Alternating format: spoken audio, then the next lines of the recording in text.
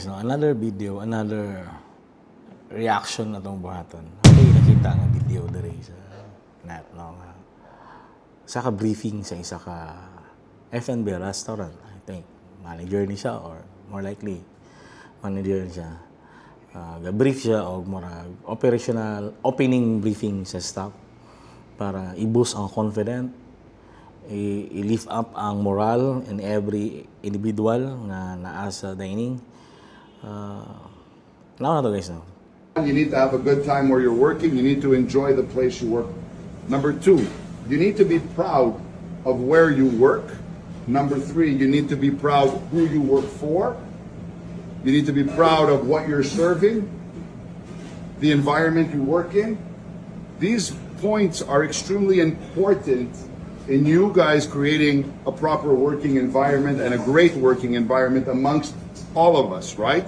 We come in, you all come in with your smiles, we're all feeling great. It's great to be feeling great, but we do have a performance to put on every night, 7 days a week, 365 days a year. The show must go on. So when you're doing it in an environment that is friendly, we give you all the tools you need, it's a happy place, should be easy for you guys. The last couple of hires we've had, we've asked them why they'd left their last jobs. I'm getting answers where it was very toxic. I was getting things like we didn't have utensils, we didn't have glassware, we were missing things. It's tough to work in places like that. Here we give you all the tools possible, everything needed for you guys to make the money you need to make and to make the customer as happy as possible, okay? I always talk about the customer. Yeah, I do, because without the customer, this restaurant doesn't exist. We are not in this circle right. Grabe kay smart kay nga manager guys na imagine mukha nimo sa mga staff how important both the customer and you then unsay pinakalabas sa ilaha nga wala sa uban. Right now having this discussion, we're all working somewhere else and doing things we don't like. We're lucky to be in a place we like. We're lucky to have built a busy business, and I like to keep it that way. So I expect everybody to come in and wear their smiles the way they wear their uniforms. It's contagious to be happy in the dining room. Customers love it. If I'm a client and I walk into a place, I'm having a bad day, I didn't come to pick up your bad day too. Get it? I came to be taken care of, take care of me, show up with a big hello, with a big smile. I've always said it. Be dynamic. So, okay guys, no? Grabe ka nice kayo nga kini interaction ni manager with their staff. So, it should be always have a briefing, opening briefing before the final operation start. Kailangan lagi briefing, no?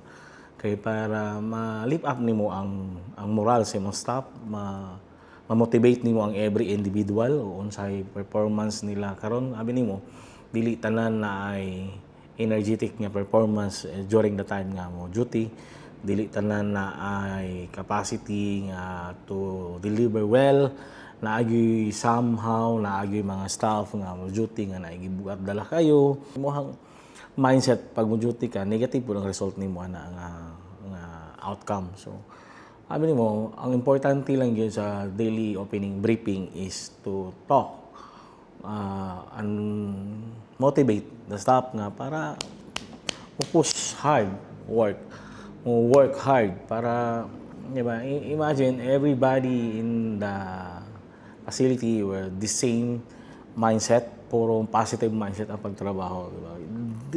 Mag-result na, very good result. Good thing na lang yun sa inana is maistoryahan po ng problema previously. What the leadership is, kailangan magod nimo ikaw ang naa diha, ikaw ang sundon sa tanan. Kung pagsulod nimo luya ka, hala ka sa pagpangasaba, no? Imagine ihatag ninyong tanan. What good thing with the company ay provide nila ang tanan kailangan para gwapo ang performance, diba? Asa pa ka no dili tanan inana nga company mo provide, especially if dili pa profitable ang company. So wala lang, nag-comment lang ko ani nga video because I do appreciate the way of their company, unsa ang pagpalagan ng company, how the company support the the staff, no? Kay dili man gud pwede nga pasaglaan na mo sa company nga kamo bala di paginta ng pangmaagi nga ma-income ta, no? So very good thing, no, nga inani nga company as you hear, di ba? Grabing support sa pag-asa ka paingon, wala inani nga company nga mapalit o kailangan ninyo para lang ma-provide ang para efficient ang pagtrabaho.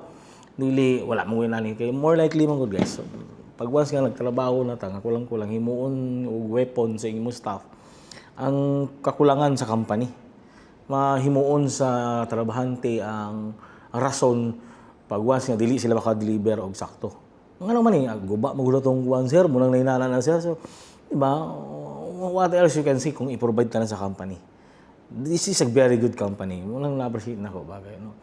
O, sa ipod, mindset mo sa tong staff, kaya nganong hinay man nganong dugay man ang pagluto, guba mo tong sa burner sila, tinatunan sila usahay depende sa leader kung makaya na la bit-bit but ang leader pod nga tanga-tanga pod well maura pod na sila domino effect di ba same feather flocks together so kailangan gyud og positive way nga leader diplomatic way of leadership kailangan gyud pod inana kay para no positive ang thinking sa tanan staff kay kabalo gyud ta sa song staff dili nato mapas-an tanan di ba especially nga naay mga staff nato nga ang mindset di ara gusto nasa comfort zone gaugom na na migrasyon nganong inani man ang cutting sa imong vegetable sa guba-guba ang ulang na so, be if you are in a position already be resourceful be productive be creative inana naman dili ka pwede mag-ugom ka lang per migrasyon every time na na-question sa imong gitrabaho di ari ka kutob so unsa ni mo di ari ka kutob as I said